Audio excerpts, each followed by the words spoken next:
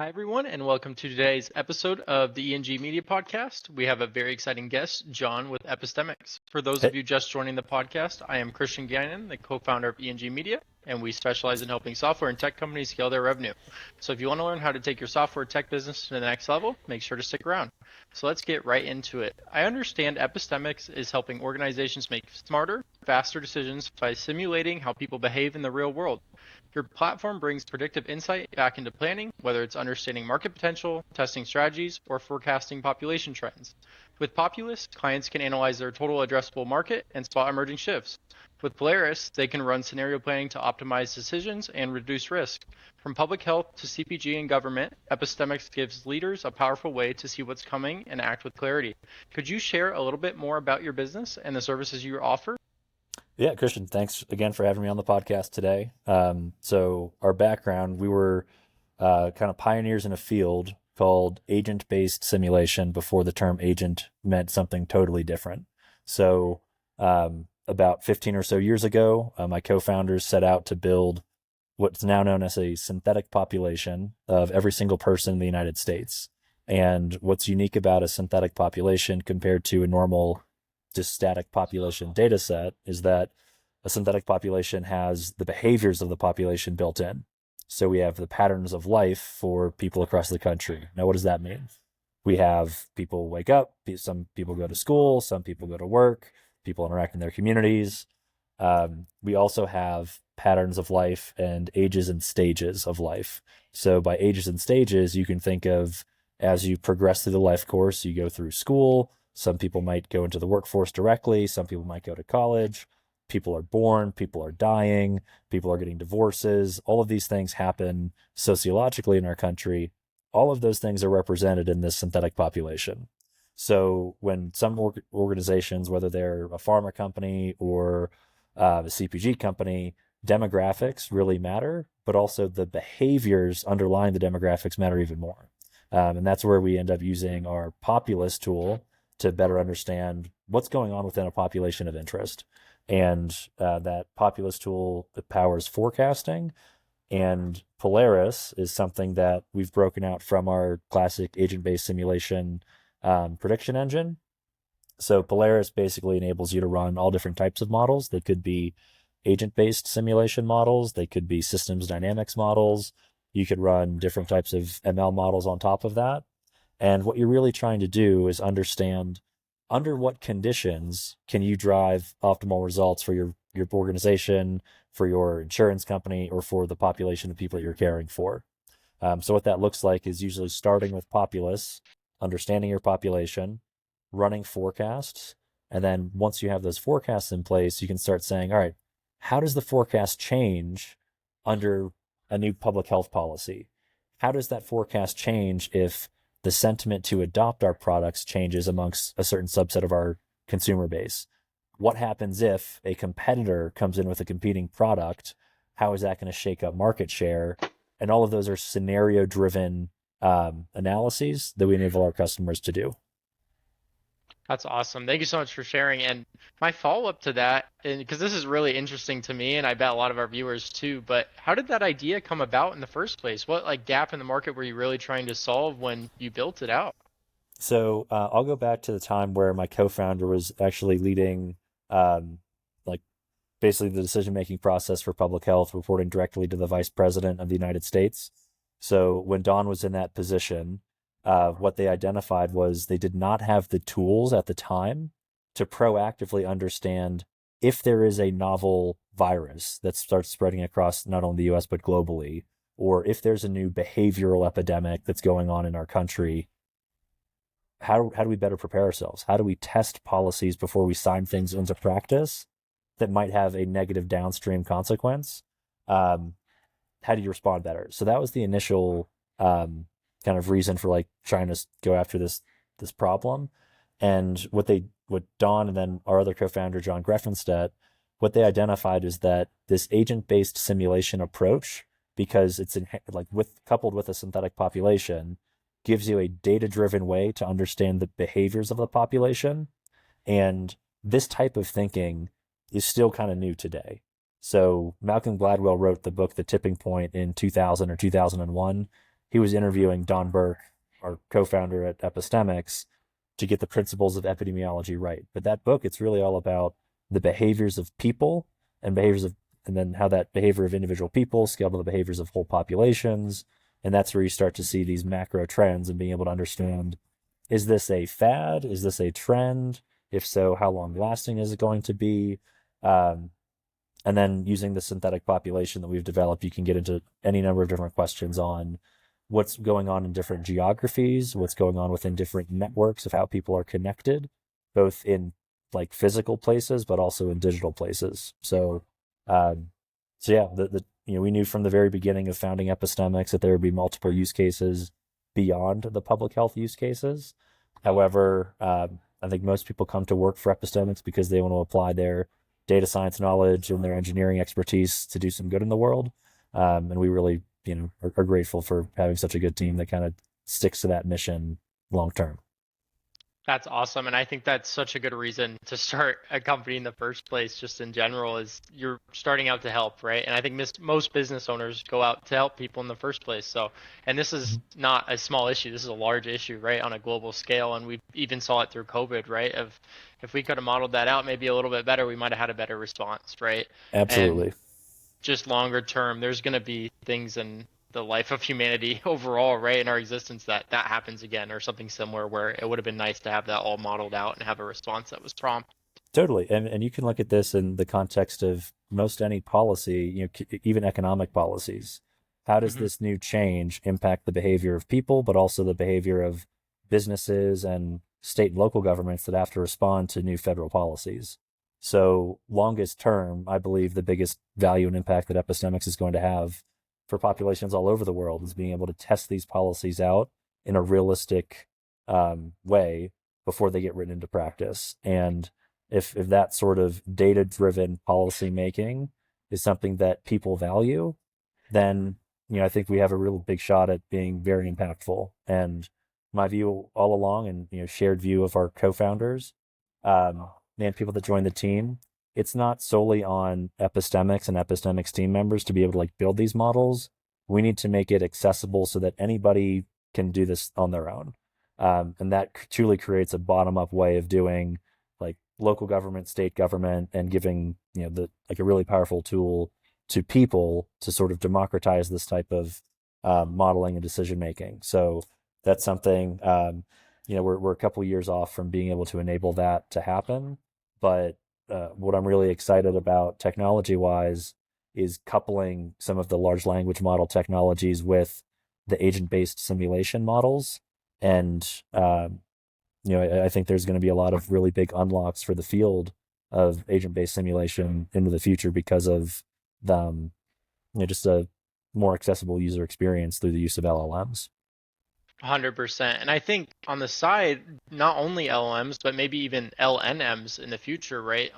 Because I've talked to a couple of people in our network, and some of them are building out extensive LNM networks so that are extremely effective, extremely accurate, right? And so maybe coupling all three together of getting the questions answered, maybe getting the data right, and then also incorporating it with an agentic population forecast, right?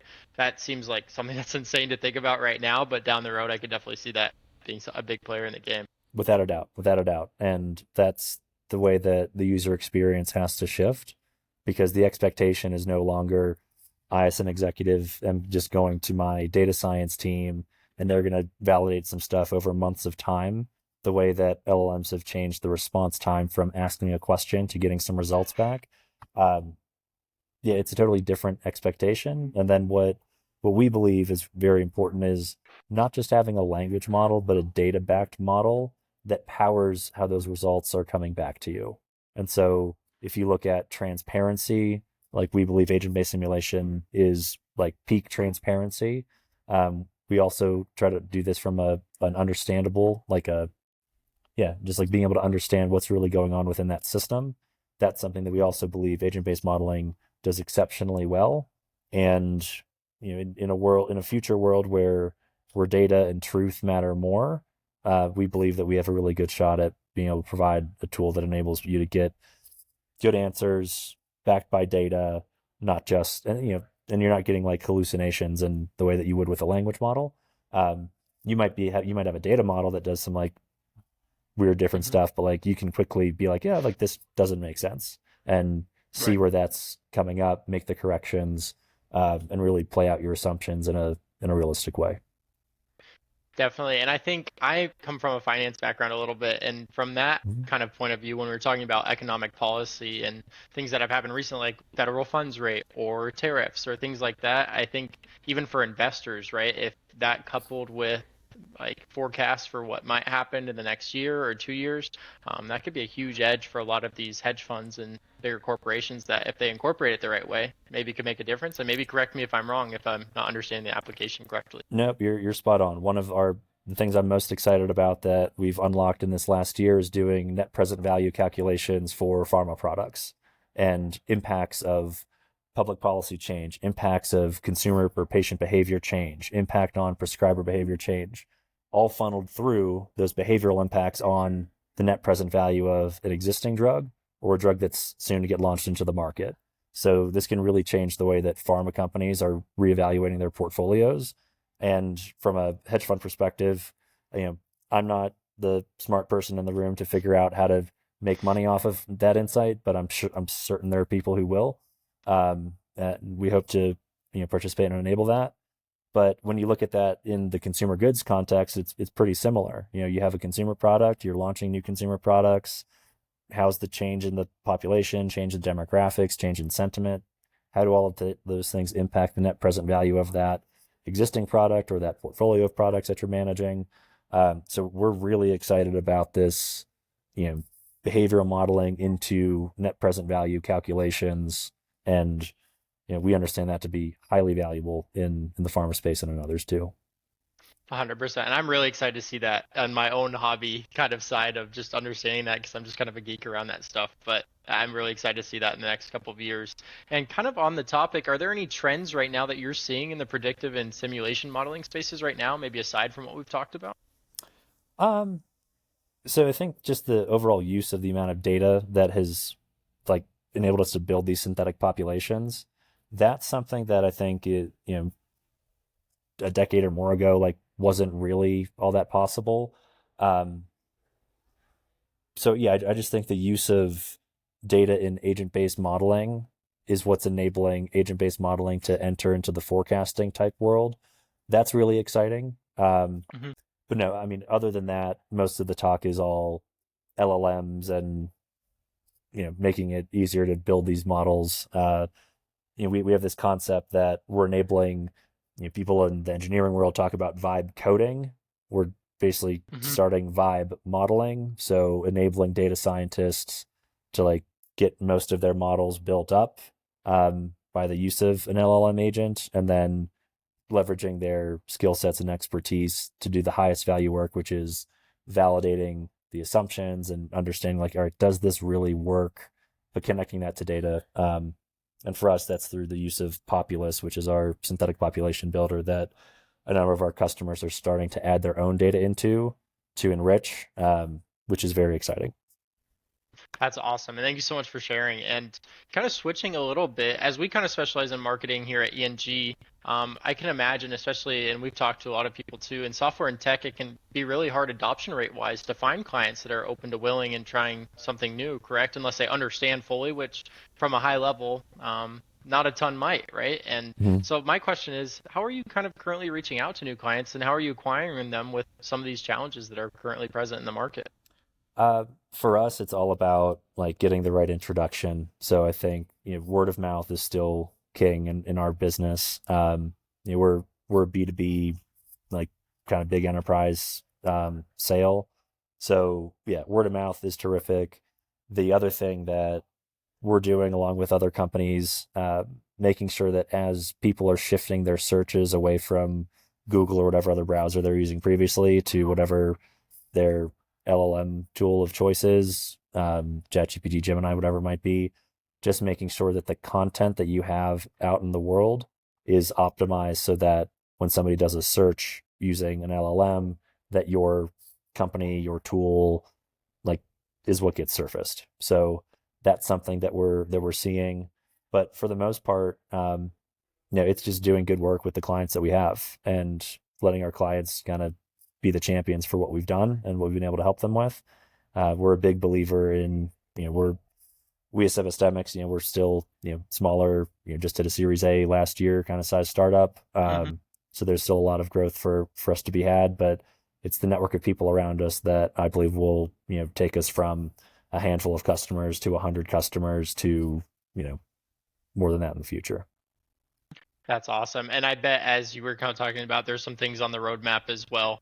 And when those comes out, if when you have those customers still, they'll be more than willing to refer you because of the use cases that it can be a little bit different, maybe outside of their just vertical, Mhm. right? Yeah, Um, absolutely. and switching a little bit to the personal side, what does your typical day kind of day to day look like as a founder? Um, the days probably look like a couple of different flavors. Certainly the 12-hour days of back-to-back Zoom calls. Those days certainly exist. Other days look like you're at an event and you're networking at breakfast. You're maybe sitting in a session to try to get some perspective and meet some people throughout the day. You're networking at lunch. You're going to other sessions. You're taking meetings. You're hopping on calls in between meetings. You network. You take some clients out. So there's days that look like that, very in-person interaction wise. And then there's some days where you're just getting together with the key people on your team and drilling into like what are the biggest challenges in working on the business and pulling, pulling the insights from others on your team in, and also, spending time with the board, spending time with other key advisors, other coaches you might have.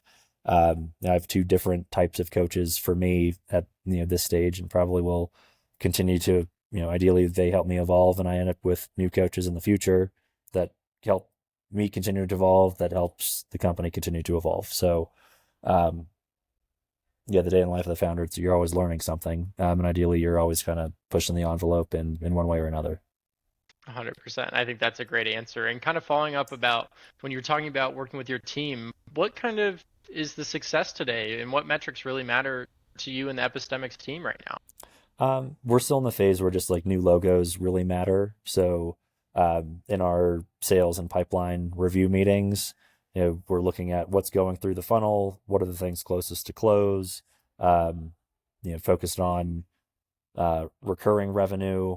For us, what's great is like once we're working with our clients and they're adding data into Populous, that becomes like a really good source of truth data set for them to base a number of decisions on. So, yeah, like how do we speed up time to implementation? How do we speed up time to insights? Those are some of the key metrics that we have at Epistemics. But yeah, primarily right now, new logos, recurring revenue, and how do we speed up time to insights, time to decisions for our customers. 100%. And that makes a lot of sense. And kind of looking ahead, what's next for Epistemics in the next 6 to 12 months and maybe beyond that? I know we kind of talked about some features and launches on the roadmap, but maybe you could dive in a little bit more into that. Yeah, so Populous, that comes out in the next couple of weeks, a new version of that. So the goal there is to make the synthetic population much more accessible to data science teams, and they can use it for any number of different modeling projects that they have on their own. What I'm probably most excited about, though, is this coupling of LLMs with agent-based modeling in Polaris. So we believe that that's going to dramatically increase the total addressable market for epistemics. The other thing that's going to do is, and we're doing that by decreasing the barrier to entry to be able to build these models. That type of interaction that we're going to be able to create from decision makers, strategists, analysts, being able to ask questions and then to get a data driven model back that then automates the results for them in an interpretable way. We think that's going to change a whole bunch of challenges that you look at on any data science team, regardless of what technique you're using. A lot of times you have a decision maker who's trying to ask a question, you have a data scientist that has to try to interpret that, generate results back. Do these results even make sense to the person? Um, a lot of the tools that we're building are meant to automate the parts of that process so that like the discussion between those two individuals is at like the higher value discussion points. So yeah, really excited about Populous coming out soon. On the epistemic side, from like a revenue standpoint, that should decrease our sales cycle. So feeling good about sales velocity from Populous, but Polaris, I think, is going to be what makes us a very impactful company going forward. Then Polaris should launch sometime later this year. That's awesome. Thank you so much for sharing. And our viewers, I know there's a couple of them that are definitely going to be interested in checking this out, especially Polaris when it gets released near the end of this year. So I'm excited to see it too when it gets released. I'm excited to follow the journey. But that kind of leads me to my last question. It's a fun one, but a tough one. Hypothetically, if you had a magic wand and could solve just one problem within the business, what would that be? Um, I would solve our mid sales pipeline. That would be the number one thing. And truthfully, Populous kind of solves that for us in a lot of ways. And yeah, so I'd say, yeah, the middle of the sales funnel, I think right now is what we get held up on a lot. So that's what I could magic wand solve that. Uh, the board would be a hell of a lot happier with me in that scenario. Oh, I bet. I bet. I think that's a great answer. And to wrap up, if people want to connect with you or learn more about what Epistemix is doing, where could they go and how could they connect? Epistemix.com is a great place to go. Ping me on LinkedIn. Um, yeah, glad to follow up, glad to take questions. We have a really good team around us. Um, so yeah, looking forward to connecting with whoever is thinking about building simulation models, better understanding their populations, wanting to do what if scenarios, and also those who just want to follow along. Like our path is basically getting to the point where we've created the real world version of SimCity that's easy enough for everyday people to use. So, um, it's going to take us a while to get there, but we're really excited about making that happen. Awesome. And I will leave the links to your LinkedIn as well as the Epistemics website down below, but I highly recommend you check it out and the incredible things they're doing in the space. Even if you're not going to use it, I thought it was super interesting and super insightful, and I didn't even know this technology really was out there yet in this development stage. So if you're interested, I would highly recommend checking it out. But other than that, thank you again, John, for your time and your insights today, and we will see you guys on the next podcast.